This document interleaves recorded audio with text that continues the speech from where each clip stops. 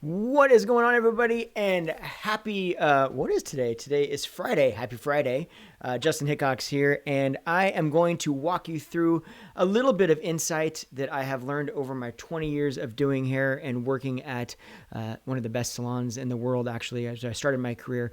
And I learned a little bit about how to find new stylists, the questions you need to be asking, the things you need to be kind of looking for so that you can navigate the trouble of figuring out now that my stylist is gone, or that I moved to a new city, or that maybe I'm just unhappy with where I've been going so far. How do I find somebody new that isn't going to destroy my hair, or that I'm just not going to get along with, or that we're just not going to miscommunicate with each other? All right. So there are some insider tricks, tips. I don't like the word tricks. So there are some insider tips that I'm going to share with you. There's actually even a website that I will share with you that you can help find yourself some people that will take good care of you. And there's also, if you have not seen the video that I actually just uploaded last week, I uploaded a video all about how to go through a proper consultation with the stylist. So how to give them the insight as to what they need to know so that you can be happy. If you haven't seen that yet, make sure you go over to the channel and check that out, because there's a wealth of information that I would personally use in conjunction with the information that I'm going to share with you today that would help you not just know how to find somebody, but also how to effectively communicate with them. So I definitely want to dive into these tips real quick. Hey, Linda. Hey, everybody. Hey, everybody. Hi, guys. How are you all? I would go through all the names, but that'll take all day, and I'm terrible with names anyway. So let me jump into some tips here on how you can find a stylist that's going to work well for you, that is going to give you ultimately what you want. So first thing, so there's a few different tips. First tip would be simply to ask a friend. Now, I know this sounds kind of like, duh, of course you ask a friend, but it's a little bit more specific than that, so follow me here.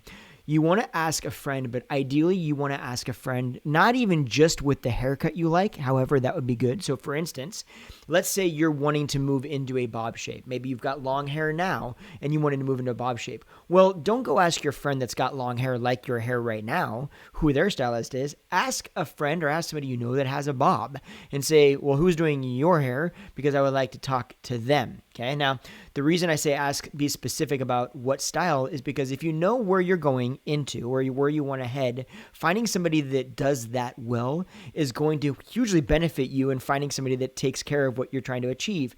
But with that said, I know that there's a lot of you that are thinking, well, I just don't know what I want. I'm not sure what style I want. I want someone to explain that to me. Well, in that scenario, then just asking a friend that has hair that you like or that you have liked. So maybe it's somebody that you've just seen in the past that just consistently has solid hair. And there's that person, I know it's easy to look at somebody and go, well, they're just pretty or they're just this or they're just that. So of course they've got great hair. If they consistently like their hair and they consistently look stylish to you, then it would be worth asking that person who their stylist is and talking to that person. Now, keep in mind, I'm going to walk you through some steps here, some tips, but I'm also at the end, before I even share a website for you to check out, I'm also going to walk you through what you do when you reach out to those salons and some important tips into how to deal with just booking that appointment that are going to make all of these other tips a little bit more cohesive and make a little bit more sense. So first of all, tip number one, talk to a friend. Now, if you don't have a friend that has the style that you want or that has the hair that you like, then I would move into tip number two, which is, and this is going to sound terrifying for some of us, and there's a right way and a wrong way to do this, but is to just flat out ask a stranger. If you're on the street and you see somebody whose hair that you like, trust me, they are not going to be disturbed or frustrated or annoyed by you telling them how much you love their hair. Everybody loves a compliment. So approach them and say, I love your hair. Who does it? Okay. Now, again, this is a scenario where you want to meet or you want to be looking for a style. If you have a style that you're heading into, you want to look for a style that you're heading into. If you don't know what style you want to head into and you're just looking for a new stylist, you want somebody to tell you, then I would find somebody that has hair similar to yours. If you've got curly hair, find someone with curly hair. Find someone with a similar curl pattern. Find someone with a similar color to what you have or to what you want.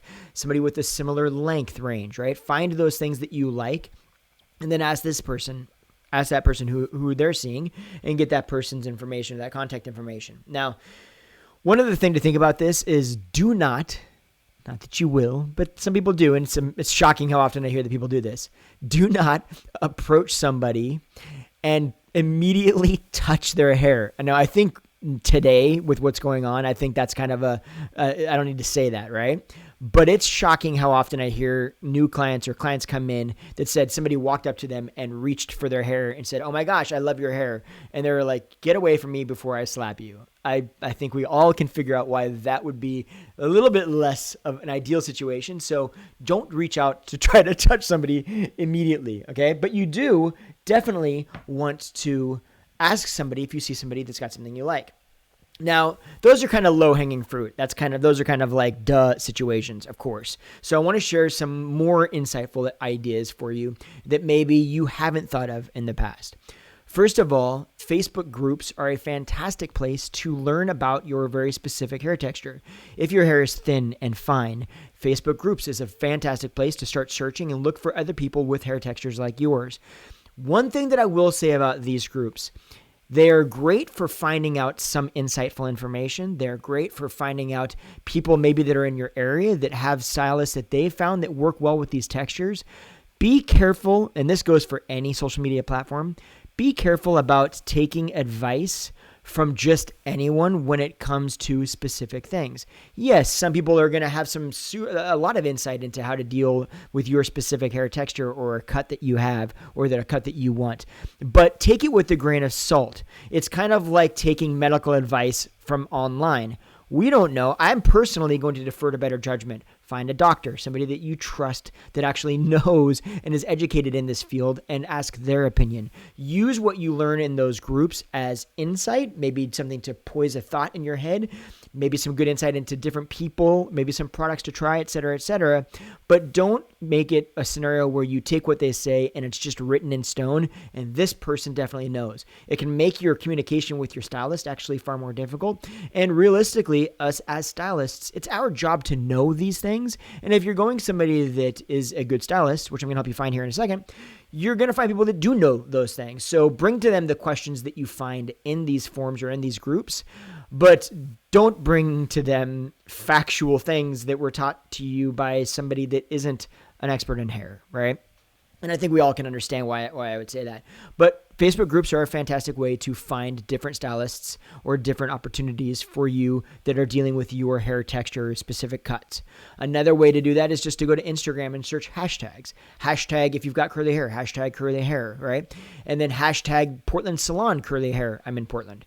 Hashtag New York Salon curly hair, those kinds of things. And look through those profiles and see if you see a stylist in that area that is showing you what you want to see. Now, a lot of stylists, what you're going to find is they're going to be posting photos of back of heads. This is typically what stylists do. I actually literally teach online webinars to stylists on how to do social media, because so many of them just do back of head shots that it becomes kind of noise on social media, if I'm completely honest. But in this specific scenario, if you see a photo in there that you like, that makes sense, that seems like maybe it's similar to what you want or similar to you, it is an opportunity to reach out to that stylist and ask them questions and talk to them. Now, here's the key with any call to any salon if you think you found a stylist that you like. Always ask for a consultation before your service. This is never convenient. I get it. It's never something that you want to do. You want to go in, you want to get your hair done. You don't have all day. You don't have all week and multiple times to schedule appointments. You just want to get in, get it done, and get out. I get it. That's typically what most people want to do. I am giving you options that are going to keep you as safe as possible and make it as painless as possible. In that scenario, I personally, and I know a lot of other stylists are like me, we will offer complimentary bang trims, or complimentary consultations. Now, what the purpose of this is not just to talk to you about what you're going to do and give you ideas, but it's also to meet me. You need to meet me as a stylist. I need to meet you. We need to make sure that we're on the same page. We need to make sure that we communicate well. You're going to get a feeling from me right out of the gate, whether or not you feel comfortable with me completing your service. Now, here's the thing. If you go into somebody and you've never met them before, and they're giving you a consultation and you're going to get your hair cut or your hair colored, and you feel awkward about the situation mid-consultation or even at the end of the consultation, how often are you going to stand up and walk out of the salon before the service gets done? Most people are actually just going to stay there and get it done feeling awkward, and then many times be like, I knew I should have left. But it's an awkward situation. We don't want to leave. So scheduling a consultation prior to your service is not convenient. However, it gives you the opportunity to speak to the person, to ask the questions, to come up with the ideas, and most importantly, to see if you mesh well and if you feel good. Then you feel like you're in better hands, and you know that you're in better hands when you come back to actually come in for the appointment.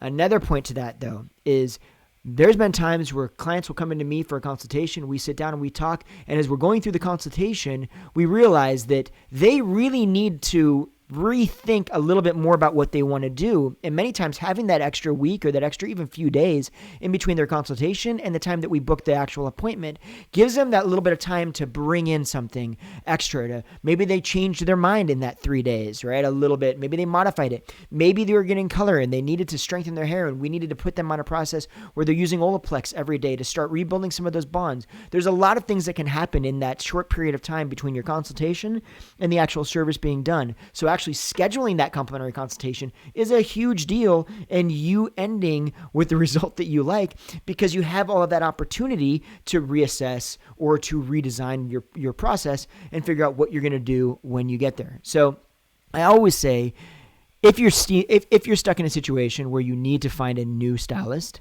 start with that consultation, do a complimentary consultation, and figure out if that person really makes sense. Now, again, if you're just jumping on and you haven't seen it, you weren't here before. Again, my name is Justinhickox. I've been doing hair for 25 years. I've owned a salon for 20. And so I'm going to explain a few tips. I've already explained a few, but you'll be able to catch it in the restream.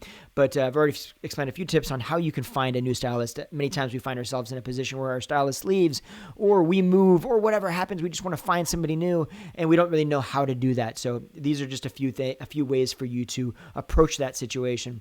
But I also created a video, which I just uploaded last week, that explains how you go through the consultation process. So best practices on how to explain to your stylist what you want and how to make sure that you two are on the same page, because 9 out of 10 times I find that a bad service or a bad haircut, bad color, bad process, whatever it is, tends to come down more to miscommunication, especially when I share my next tip. You'll understand this is very true for that.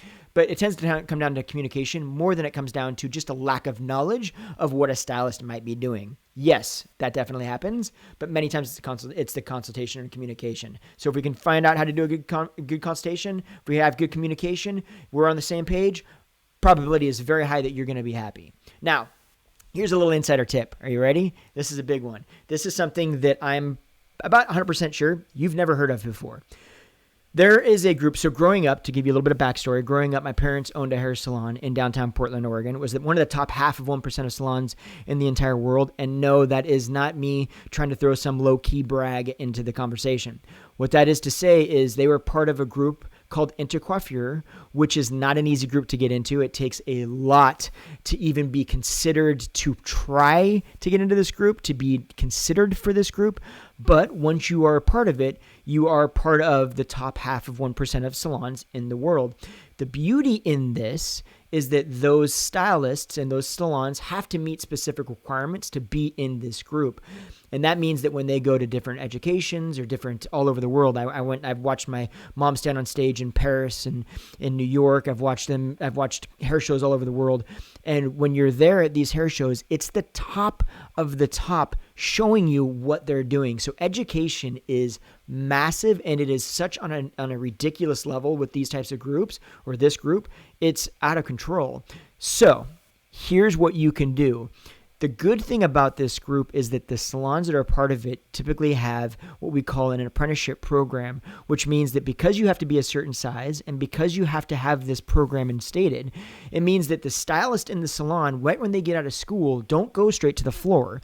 They have to go through an extended process for them to be allowed to be cutting on the floor. So it's just an advanced education. unfortunately, and this is not true to every school, so I'm not trying to slam schools here, but unfortunately, there are a lot of hair schools that are really more focused on teaching stylists how to pass state board, which is essentially how to deal with sanitation and cleanliness and rules, than they are really focused on how to teach people how to deal with hair, how to actually cut shape into hair, how to deal with volume, how to deal with different textures, how to deal with a client, right? All of the things that really truly make a hairdresser. So these salons, because they implemented apprenticeship programs, these salons are focused on higher education and taking those people from school and saying, okay, now that you've got licensed, now we're going to put you through an apprenticeship program. So now you can learn how to really hone those skills to deal well with clients and to ultimately give clients what they want, to really hone your practice, right? So you can go, and I've actually linked in the description of this video the website to the actual the page on their website where you can find stylists or salons. What you can do is you can go to InterCoffee.com. You can go to this website and you can search your city or your state, depending on where you are. There's not salons everywhere, so depending on where you are, it might be that there might be a small drive between you where you live and the salon. But you can find the different salons that are part of InterCoffee on this website. Then what I would do is I would contact that salon and I would say, I want a senior stylist, okay, use the word a senior stylist, or a stylist that specializes in X, Y, or Z, whatever it is that you have going on with your hair. So if you've got, for instance, if you've got bleach blonde hair and you want to make sure that it's platinum blonde and you hate yellow, you would call and say, hey, look, I'm just curious, do you guys have any senior stylists that specialize in platinum blondes? I've got blonde hair right now, and I want to go to white blonde. I cannot stand yellow. And they're going to say, yes, here's the person. And you say, I want to book a complimentary, or do you guys do complimentary consultations? This is going to be salon to salon. Some do, some don't. But I would definitely, even if there's a fee for it, typically the fee will go towards the price of the service. So regardless, I would say, I would like to book a consultation so I can talk to this stylist about what you want to do. Then you go into that salon, you let them know what you want to do. You follow the system that I created, that I actually down and below in the comments of this video in the description of the video, there's actually a link where you can download. I've created a checklist for the proper consultation so that you can have all the information you need when you enter that salon and speak to that stylist, so that you know that you're getting all the information across to them that they need to know from you. So I would download that. Take that, make sure you have all your information, go to the stylist and have a consultation, see if you guys fit, see if you're on the same page. If you're on the same page, book an appointment, you should be solid. I can say that InterCoffee salons, because of their level of education, the probability is high you're going to find somebody that you like. That's going to be a solid place to know that you're finding salons with solid education, and then it's just a matter of you and them having a good consultation. Okay? Now, let me back that up for a second, and I want to make very clear, this does not mean that InterCoffee is the only place where you're going to find good stylists. There are plenty of stylists out there that are freelance, that don't have big salons, that are not part of InterCoffee. What I want to do with this is share a little insight into one tool that you can use that will help, that I do know, hey, look, here is where some good stylists are. These salons house good stylists, so I can at least tell you that. There are so many other ones out there that I don't know where they all work, so I can't give you a tool that shows you where they are. But I can say that follow one of those tips that I just gave you, and the probability is high that you're going to have your best chance at finding a good stylist. So if you have any questions, about any of that, I would love to hear them. Throw them in the comments in here, and maybe we'll answer them. But I also wanted to kind of switch directions here a little bit and answer some questions that I get asked a lot. I threw a little post on YouTube, and I asked people if they have any specific questions. So I'm going to go on here real quick, and I'm going to take a look at some of those and see what we've got here for questions that I can answer for you guys. Just some kind of standard hair questions that, guys, I get asked a lot on a day-to-day. So let's see if we can't get some of these kind of popped out here for you. Okay, so let's start with...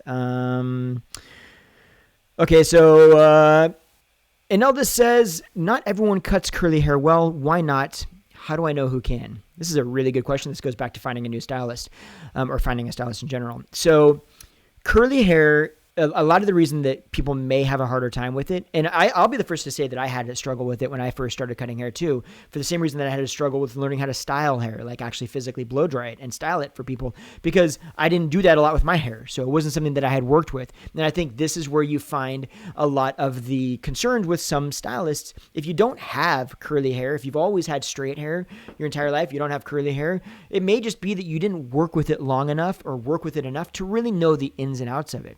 Unfortunately, it also gets back to the idea that not all schools really focus on the ins and outs of truly cutting hair. They focus on how to get through state boards.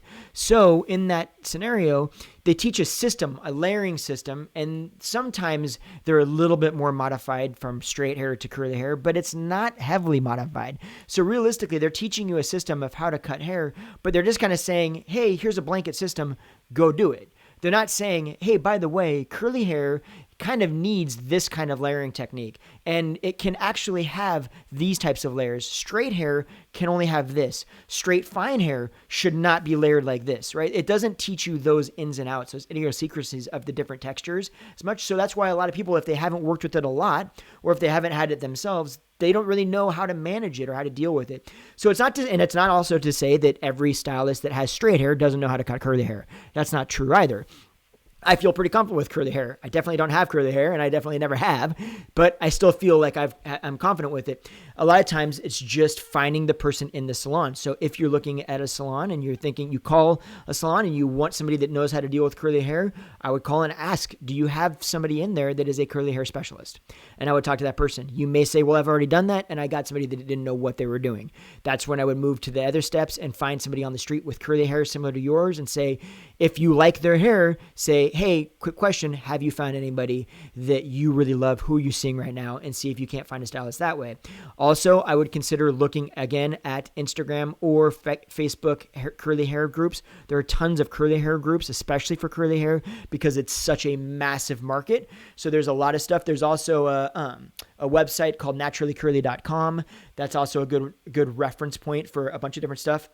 I haven't been to that website in a long time, so I don't know how much they've changed since I was there last, but there is definitely a website there that's got a lot of information. So if you haven't checked that out as well. I hope that helped a little bit. Let's see what else we've got. It said, I want my naturally blonde hair. So this is Cindy Parker. I want my naturally blonde hair to not look gold or brassy. I'm thinking more of a natural white blonde. Does that make sense? Absolutely. And if this is something that you're struggling with right now, it's something that a lot of people struggle with, trying to get really, really, really, really light hair to actually keep that lightness and not go brassy. Even if you get it there, many times you'll find that within a couple of weeks or within even a week or even less, it all of a sudden you start seeing some of that yellow back into your hair. And there's a lot of reasons that's happening. That can be just especially like if you're on well water or hard water, you're going to see that that's going to happen a lot faster. So there are a couple things that you can utilize that will help that. Typically they're called blue shampoos, purple shampoos, people will call them.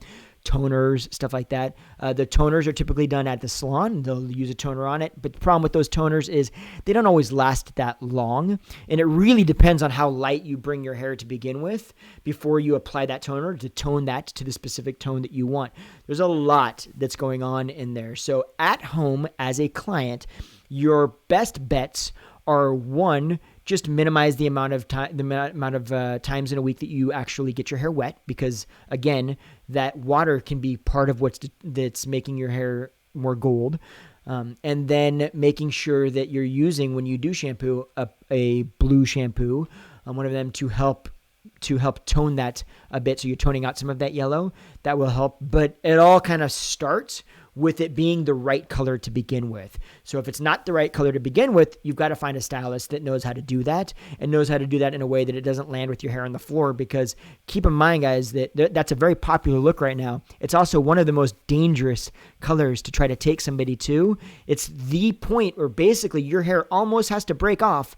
It doesn't, but it's the most damaged point before you can get it to that point where it's actually that color. So it's kind of like taking it to the edge to be able to make it that really light white kind of platinum look. So just keep that in mind when you're moving into those colors.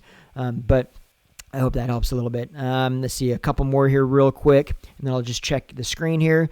Is henna okay? Is henna okay to color hair? Is it better than regular color? So that actually as well comes from Manilda.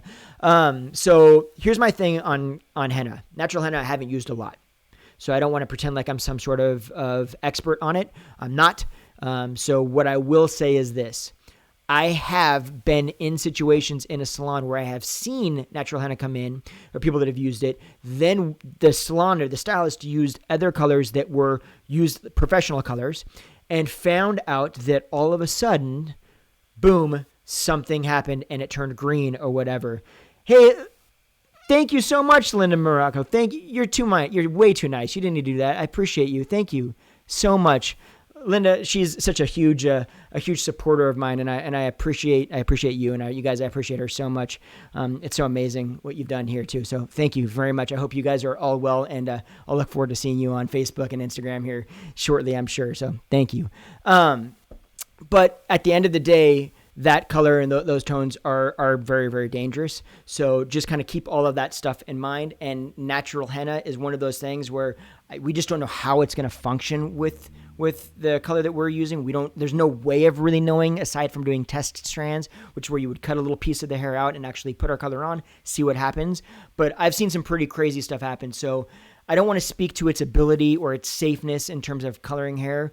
All I can say is that if you use that and then you go into a salon and they're using typical standard professional products, I would at minimum definitely let them know, this is what I've used, this is how I was using it, because there are different things that can happen. It's just the way chemicals are. So that's really all I can say about that. Let me throw a second in here and just see what we've got. Let's see. I'm going to scroll back up here, guys, and feel free, please, if you have any questions. I'm right here. Linda says, I have no problem asking a stranger. I always ask. You guys, asking a stranger it can be scary. Like, I get it. Walking up and, excuse me. But I will tell you this. If you've ever been in a situation where somebody said, oh, I love this, and complimented you on something, especially a stranger, if you were annoyed by that, you and I probably aren't going to get along. You're probably not going to like me. You're probably just want to turn this video off right now and never watch another one of my videos because you're going to hate me, because it just doesn't happen. Like, it's so nice, right? And we should be doing more of that for people in general. Just compliment them on something, spread some love, especially nowadays. We can't do it nowadays because we don't get to see each other physically, but it is such a big deal. So just know that the second you ask that, you're not going to bother them. You're going to be making them feel great. They're going to walk away with their head held high. You're doing so much more, and you're getting some good value out of it because they're going to tell you where they're going, So definitely ask about that. Let's see if there's any other questions in here. You guys are all just way too kind here. Let's see. I'm transitioning to gray. So Coney says, Coney, I apologize if I'm mispronouncing your name, so please let me know. I'm transitioning to gray hair, and I feel like it's drier than my lighter hair. What can I use to help? Okay, so this is a really good question. So when you're transitioning to gray hair, here's what's going on. Typically what happens is we color our hair, okay? And usually what ends up happening is people start coloring their hair when they start seeing gray come in.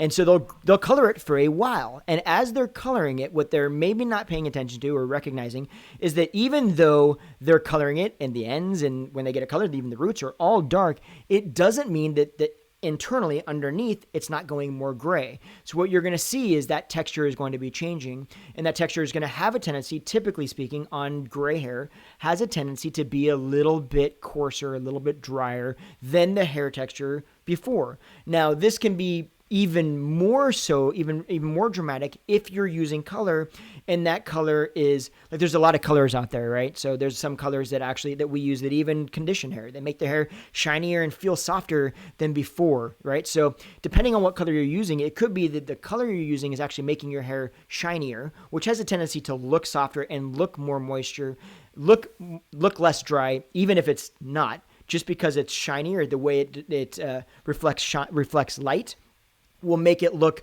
less dry, less textured, less frizzy even.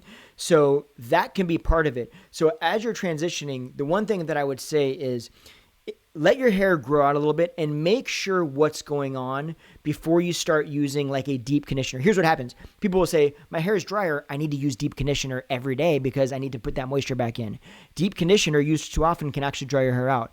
It's very important that we make sure what you're actually doing to your hair is appropriate for the condition of your hair. So yes, your gray may be more dry than the other color looks, but that doesn't necessarily mean that that gray hair is dry. It just means that it looks more dry potentially than the ends look, if that makes sense. So what you want to be aware of, or at least shy of, is using a shampoo that's trying to put back a ton of moisture, or a conditioner too often that's putting back moisture to try to re-moisturize hair that really actually isn't dry. All right, so I know that's a little bit convoluted, so it sounds kind of confusing. So one thing that you can do, or one thing that I would do, is I would allow that hair to get long enough so that you actually have a reference point to see what does that hair actually look like. Is it just a little bit more coarse, and that's why I feel like it's drier, or it looks more dry? Or am I getting more frizz out of it? Or is it actually drier? Probability is high that it's just more coarse and that you're getting a little bit more frizz, and that is potentially even caused by shampoo that you're using right now that could be drying it out, or that could be not pH balanced for it. It could be heat from the different styling tools. It could be the way that you're using the blow dryer. There can be a lot of factors in that, but I would just give it a little time to make sure that you have enough reference to see really what's going on, and is it actually dry, or is it just looking dry because of the different colors. I hope that makes a little bit of sense. I know that wasn't the most straightforward answer, so I apologize if that doesn't. Julie asks, does the deep conditioner add too much protein? Deep conditioner absolutely can. It doesn't always. It doesn't inherently, but it absolutely can if it's not used correctly and not used correctly on the right hair. So for instance, I have my own line, and you guys, can I just do a side note here real quick and just kind of I want to make something very clear for those of you that actually subscribe and watch my channel a little bit more and watch my other videos. I talk about some of my products. I don't talk about a lot of them. One thing, since I was a brand new stylist 25 years ago, it seems so long, but one thing that was always very important to me was that my clients trusted me. I've never been about sales. I don't like to sell my products just to sell them. I don't like to sell any products just to sell them. I always needed my clients to understand that when I told them they need something, the only reason I was saying it is because they need it. It made my job easier because then they would trust me and use the stuff that I recommended, and it made them trust me more, which was important because, again, made my job easier, right? So I'll talk about products. I will never, even if I get paid, I will never talk about a product that I don't 100% fall behind. And if I don't like it, I'll say I don't like it. It's as simple as that. That's just how I roll. When it comes to products, like even I've got an intense conditioner. It's called Intense Conditioner from my line. I love it. It's one of my favorite deep conditioners I've ever used. You won't see me talk about it a lot, but it's there. It's incredible. If you use that every day, it's a mess. It'll totally dry your hair out. It's way too much, way too strong, way too much protein. It's just too much. Used once a week in conjunction with a shampoo, that's really what it's meant to do, is it's meant to redeposit the proteins and the nutrients, vitamins and minerals that a strong shampoo will strip out of the hair. So a strong shampoo strips all that stuff out. Well, it needs it now to be put back in. This is the time where you use an intense conditioner or a strong deep conditioner to put that stuff, those minerals and nutrients back into the hair, those proteins. So that's what those things are typically for. Using them every day just because it feels like it makes it nicer, that's when it becomes very dangerous, and that's when over time you can find that, oh my gosh, my hair's dried out, and it doesn't seem like a normal thing to go, oh, well, it must be this deep conditioner, right? That's not normal, but most of the time, that's quickly what will do it. Or this shampoo that's moisturizing shampoo, why is it drying my hair out? Well, same kind of thing, right? Your hair doesn't inherently need that.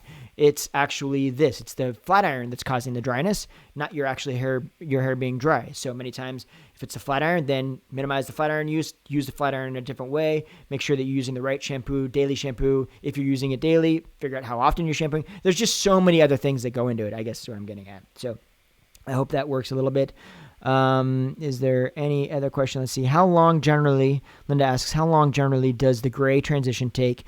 Going cold turkey on shorter hair, but not a pixie, short bob. So typically you're going to get a quarter to half an inch of growth per month. If you're taking supplements, vitamins, minerals, that kind of stuff, you can see hair grow a little bit faster. That's a whole nother subject, whole nother topic for entirely another video. But it is something that I'll get into a little bit more in a future video for sure.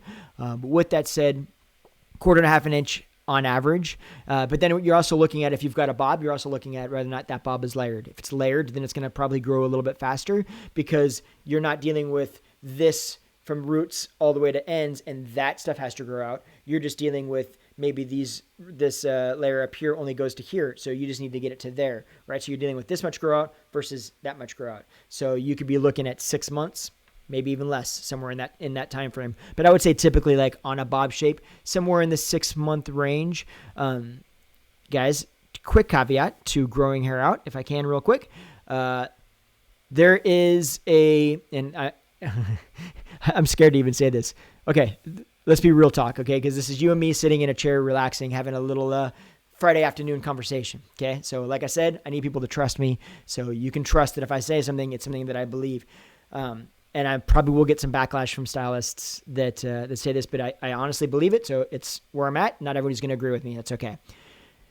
Fact of the matter is, you're going to find a handful of stylists, some people that may have said, or people that have said in general, if you want your haircut to grow, or if you want your hair to grow faster, you need to make sure that you get frequent trims to make sure that it's as healthy as possible so that it grows out. It's not to say that that's not true. It's to say that that is a double-edged sword. At the end of the day, your hair grows from your roots, not from your ends.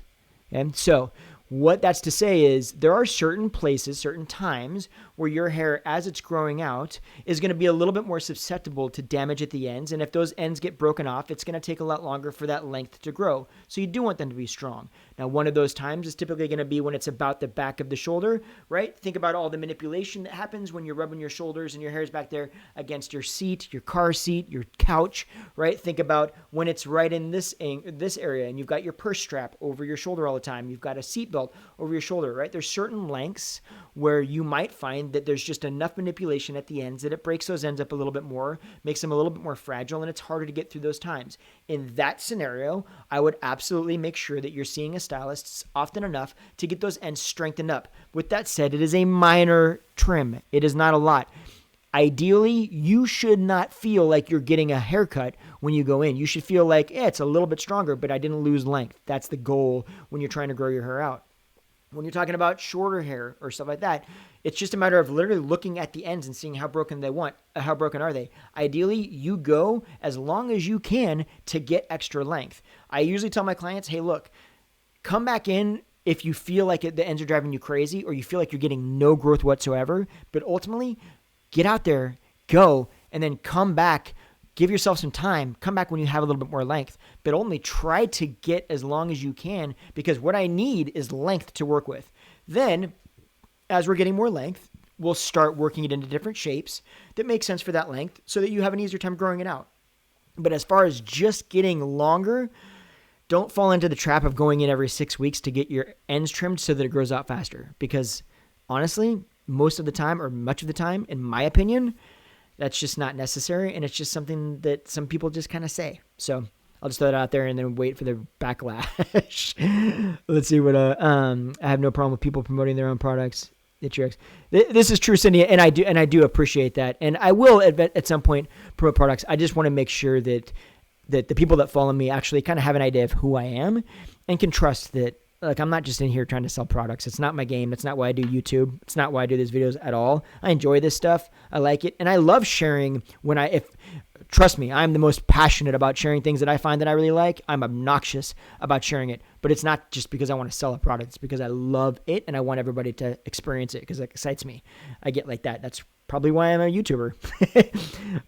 Let's see. And then make sure that there's nothing else here going on.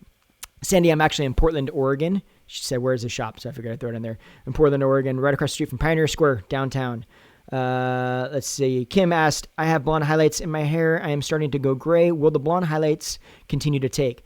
That is a really, really good question. So it depends on the product you're using. So I have a lot of clients actually that come in, and as they go gray, if you're using a lightener, so let's say, for instance, your hair is a medium brown, right? And then all of a sudden you're putting in blonde highlights, and now you're starting to go gray, and you're like, okay, well, those roots look the same as those ends that are gray. The fact is, what will end up happening is your gray because you're using a product to lift the brown color up to get to a blonde point. The gray, you're not lifting it up to get to lighter point, you're depositing on it, right? Because you have to deposit the blonde that you want. Sorry, guys. You have to deposit the blonde that you want on that gray. So many times what will happen is you can go in, and depending on how much root you have, you might find that it's not taking as well at the root, but it doesn't really matter because the roots blend enough depending on how light you're going that you just don't really see it. And it kind of is like, oh, it's kind of nice. Many times you actually find that it feels like your hair is not growing out or your highlights don't grow out nearly as quick because the blonde that you see just kind of nicely transitions into the gray, and it just seems like it's always fresh. But the in-between color, if you're doing a color in between, like you're doing your roots one color and then you're adding some highlights, we call that a duo process where you're doing highlights and the color blend to cover all the gray. In that scenario, then it would feel a little bit more grown out because you're still going to see that line of demarcation on the dark hair, right? But with that said, many times what will end up happening is, depending on what product you're using, if you're using a product that does lift and deposit, some do that, then you can still match the blonde at the roots with the blonde that you bring the color to at the ends. But you, more often than not, it just depends on really what colors you're using and how you're going about it. Sometimes I have got a few clients where they've got lighter hair, and we actually go through and I have to put, in some areas, we actually lighten it up with the lightener because the roots are a little bit darker, and in the gray areas, we actually deposit another color that matches what the other color is lifting up to make it all look like it's the same thing. So there are ways of getting around that so that what you're asking can be achieved, but it just depends on what product you're using. I feel like that was a really long answer. And let's see. Lori, oh my gosh, you're right across the river in Vancouver. Lori, I actually live in Salmon Creek. My salon's in Portland. So you'll have to jump on in, just hickoxstudio.com, and you can schedule an appointment with us. I'd love to see you. That's funny. That's crazy. It's a small world for sure. All right. Hey, Pat, how are you? Great to see you. I actually just did an online consultation with Pat the other day. So thank you. She says that it was awesome and she received a bunch of good information. I appreciate that, Pat. Thank you very much. That was very kind of you. Well, you guys, this is going on forever, and I'm sure you guys are probably bored out of your mind. So I will allow you guys to go to the rest of your day. Go and enjoy the afternoon. I hope that helped. If you have any questions about any of that, do not hesitate. Feel free to comment below. As I said before, if you're new, the website to find InterCoffee.com to find salons near you is linked in the description below, as well as a free download that I have created so that you have a checklist of how to do a proper consultation, what's the easiest way to a consultation, so that you know that you give all the information to your new stylist or your current stylist that they need to know so that you can get what you're looking for. And if this somehow added some value to you, I always love somebody to subscribe. So subscribe, stick around, join the fam, hang out a little bit. We will see you in our next video, which, guys, can I throw a spoiler in here? This Tuesday, we got a video. That was creepy. What I just did you see that? Sorry, this is live, so I can say that kind of stuff. What was that? I'll never do that again. But nonetheless, this next video will be about wavy curly hair. I've gotten so many questions about that. So it will be this Tuesday coming up. So look out for that. Otherwise, you guys, thank you very much. You have a fantastic Friday. Get ready for an incredible weekend. We'll see you soon. Bye, everybody. Eat well. Bye.